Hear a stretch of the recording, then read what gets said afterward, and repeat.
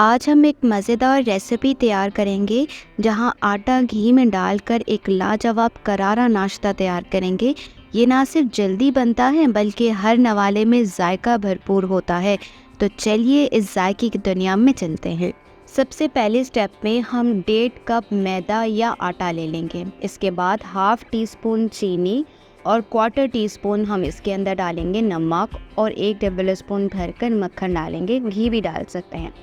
ये तमाम चीज़ें डालने के बाद आपने सबसे पहले मक्खन या घी को इसकी अच्छी तरह से ना मिक्स कर लेना, ताकि जो मैदा है उसके अंदर ये दोनों चीज़ें अच्छे तरीके से मिक्स हो जाएं। तो जैसे ही आपको लगता है कि अच्छे तरीके से मिक्स हो गया, इसके बाद आपने इसको जो है नीम गर्म पानी से गूंदना है। जो मैदा होता है, अगर इसको हम नीम गर्म पानी से गूंद लें तो डो बहुत ज़्यादा सॉफ्ट और हैंडल करना बड़ा आसान होता है। तो एक बार आप अच्छे तरीके से गूंद लेंगे और आप यकीन करें इसमें घी या आप मक्खन डालेंगे ना, तो थोड़ी देर के बाद जो मैदा और या आटा होगा वो आपके हाथों पे नहीं चिपकेगा। ठीक है, तो फाइनली जी हमारे पास ये आटा तैयार हो गया और इसको हम 10 मिनट के लिए जो रेस्ट होने के लिए छोड़ देंगे। जब 10 मिनट हो जाएंगे तो इसके हम बना लेंगे पेड़े। तो अब जो मैं पेड़े इसके बनाऊंगी वो टोटल होंगे 4, और आपने इसके जो है ना देख लेना है कि साइज़ कितना है, और यानी कि वेट भी देख लीजिएगा। तो सबसे पहले आपने इनके जो है वो 4 पेड़े कुछ इस तरीके से तैयार कर लेने हैं। इसके बाद आपने पेड़े बनाने के बाद आपने जो रोटी का प्रोसेस होता है ना उसको हाफ़ करना है, जैसे ये आपको नज़र आ रहा है। तो सबसे पहले आपने इस तरीके से कर लेना है। ये आपके पास एक ऐसी सीक्रेट रेसिपी है जो पठान जो कोयटा चाय पराठे वाले होते हैं ना, ये ख़ास तौर पे ये उनकी रेसिपीज़ होती हैं जो छुपी हुई होती हैं। उनमें ये असल में क्या करते हैं कि ये जब पेड़े शेड़े बना लेते हैं ना, या उसके अंदर घी वगैरह लगा लेते हैं, तो उसको काफ़ी देर तक छोड़ देते हैं। अब ये देखिए मैंने घी ले लिया इसके अंदर, और घी जो है ना जितना भी पॉसिबल हो आप लगा लो, क्योंकि जब इसके अंदर हम आटा रखेंगे ना और आटा जब इसके अंदर सॉफ्ट हो जाएगा तो आप यकीन करें ना, आपको एक्स्ट्रा इसमें आटा या घी तेल या घी या इसके अलावा कुछ भी आपको बेलन की भी ज़रूरत नहीं पड़ेगी। तो सिंपल आपने ना इस घी के अंदर कुछ इस तरीके से लगा कर छोड़ देना।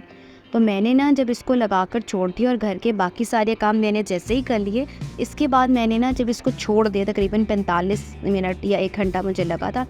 उसके बाद मैंने क्या किया कि 1 से 2 मिनट ना इसको माइक्रोवेव कर दिया था, हल्का सा इसलिए किया ताकि जो घी मेल्ट हो जाए और ना ज़्यादा देर तक ना ये जो आटे के ऊपर ना ये चिपका हुआ ना रहे। तो मैं ये मेरा बेसिकली मकसद ये था। अब आप ये देख सकते हो कि अच्छे तरीके से मैंने इसके ऊपर जो है ये तमाम का तमाम घी मल लिया और 45 से 1 मिनट घंटे के लिए छोड़ दिया। अब आपने क्या करना है कि इसको ना जब छोड़ने का तरीकाकार ये होता है कि आपने ना इसको रैप कर देना है। मैंने आपको उसको जैसे कहा कि मैंने इसको हल्का सा माइक्रोवेव इसलिए किया कि इजाफी जो घी है ना वो आटे के ऊपर से निकल जाना चाहिए। ठीक है, और जो बाकी इसके अंदर से जब मैंने इसके रोटियां सी बनाना शुरू कर दी ना, तो जितना बाकी तेल था वो यूज़ वापस हो गया था। इससे ये हुआ। अब आप ये देख सकते हैं कि इस तमाम प्रोसेस में मैंने कोई कट या कोई चीज़ स्किप नहीं किया, बल्कि मैंने क्या किया कि सिंपल हाथ से ही ये बड़ा हो गया। तो जब आप कोयटा चाय पराठा लेने जाए ना, आप ये देखेंगे कि वो हमेशा पराठे को हाथ से ही बड़ा कर देते। अब आप ये देखिए कितना प्यारे तरीके से ये बड़ा खुद ब खुद हो गया। ना इसमें आपको तेल लगाना है, ना ही आपको कोई बेलन की ज़रूरत है, ना ही आपको कोई खुश्क आटे की ज़रूरत है। एक तो ये तरीक़ाकार हो गया।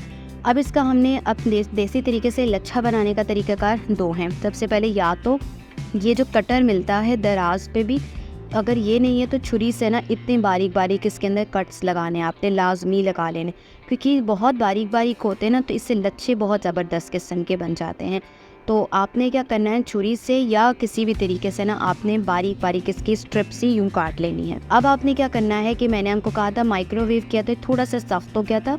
तो इसके बाद आपने क्या करना है कि कुछ इस तरीके से ना हाथों की मदद से ना इसको इस तरह से कर लेना। प्रेसिंग करेंगे तो जो आपके पास लच्छेदार पराठे की लेयरिंग बनेगी ना वो ज़बरदस्त नहीं बनेगी। तो कुछ इस तरीके से आपने क्या करना है कि इसको इस तरीके से इकट्ठा कर लेना। अब देखिए जी ये हो गया इकट्ठा। प्रेसिंग मैंने किसी किस्म की नहीं की, जस्ट इसी तरीके से मैंने इसकी कर दी है फोल्डिंग। ये देखें जी, आपको नज़र आ गया होगा। और ये देखिए बस इसको इतना सा रख देना है साइड पर। तो एक तो तरीक़ाकार ये मैंने अपनाया। दूसरा तरीक़ाकार मैं बहुत मज़ेदार आपको बताने लगी हूँ कि पहला लच्छा दूसरा लच्छा भी मैंने बना लिया। दूसरे तरीक़ेकार में मैंने ना पेंसिल्स का इस्तेमाल किया, वो बहुत ज़्यादा मज़ेदार तरीका है।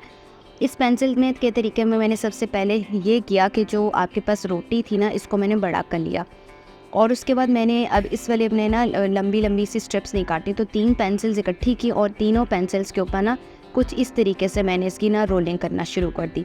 अब आप ये सोच रहे होंगे कि ये अगर इस तरह से रोलिंग कर दी तो पेंसिल्स किस तरीके से निकलेंगी और हमारा जो वो पराठे की या जो शेप होती है आटे की वो किस तरीके से आएगी। तो सबसे पहले आपने यूँ कर लिया, तो बीच में से ना आपने थोड़ा सा होल निकाल कर अब आपको देख सकते हैं कि दोनों से जो है ना तीनों जो पेंसिल्स हैं वो निकालना आसान है। उन पेंसिल्स को नीचे रखें और ऊपर से आप आटे को जो है वो प्रेस करना शुरू कर देंगे सिंपल, जिस तरह से ना ये देखिए आपको नज़र आ रहा होगा। तो आहिस्ता आहिस्ता धीरे धीरे हाथों से आपने क्या करना है कि ये इसको इस तरीके से कर देना है। तो देखिए जी हमारे पास एक ये नया तरीक़ाकार बन गया लच्छा बनाने का। ठीक है जी, अब पेंसिल्स का इस्तेमाल करते हुए नंबर 1 आपका लच्छादार पराठे का जो है ये सीक्वेंस जो है वो तैयार हो चुका है। ठीक है, उम्मीद है कि ये चीज़ तो आपको बहुत अच्छे से समझ में आ गई होगी। ये भी हम रख देंगे साइड पे और फिर इसके बाद जो लास्ट हमारा पराठा होगा वो उसको बना लेंगे।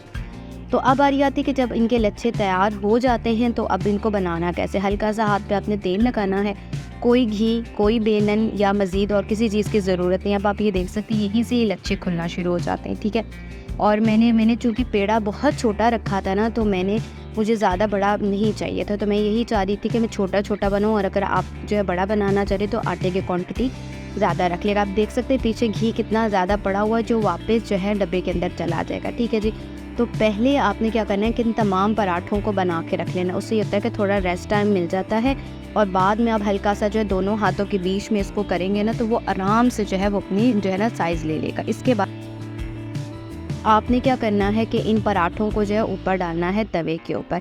ठीक है जी, अब जैसे ही आप इसको तवों के ऊपर डालना शुरू कर दोगे ना, तो कुछ इस तरीके से आपने लच्छों को ना प्रेस करना शुरू कर देना है। और जैसे ही आप इसको प्रेसिंग शुरू कर दोगे ना, जिस तरह से आपको नज़र, तो लच्छे खुद ब खुद जो है वो खुलना शुरू हो जाए। हल्का सा तेल लगा लीजिएगा अगर ज़रूरत है। तो देखिए जी हमारे पास मज़ेदार किस्म के मिनी लच्छा पराठास जो हैं वो रेडी हो चुके हैं और एक एक लच्छा अलग हो गया है। तो उम्मीद है कि रेसिपी पसंद आए। कि नेक्स्ट वीडियो के लिए अल्लाह हाफ़िज़।